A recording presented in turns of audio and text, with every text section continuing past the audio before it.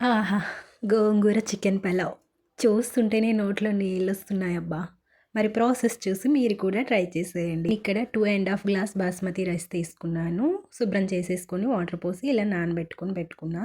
అలాగే క్లీన్ చేసిన గోంగూర కూడా ఇలా వేయించి చల్లారాక ఇలా వన్స్ బరకగా మిక్సీ పట్టుకుంటే సరిపోతుంది. నేనిక్కడ 300 గ్రామ్స్ చికెన్ తీసుకున్నాను. నేనిక్కడ చూపిస్తున్న ఇంగ్రీడియంట్స్ అన్నీ కూడా వేసేసుకొని శుభ్రంగా మసాలా అంతా చికెన్కి పట్టేలా కలుపుకొని ఒక గంట పక్కన పెట్టుకోవాలి.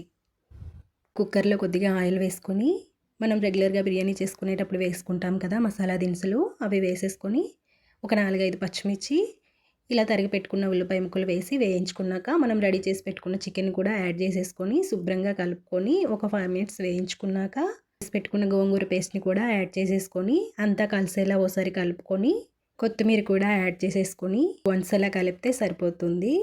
నేను ఇక్కడ 2½ గ్లాస్ రైస్ తీసుకున్నాను కదా, సో 2½ గ్లాస్ రైస్కి అయితే నేను ఇక్కడ 4½ గ్లాస్ వాటర్ అయితే యాడ్ చేసేసుకున్నాను.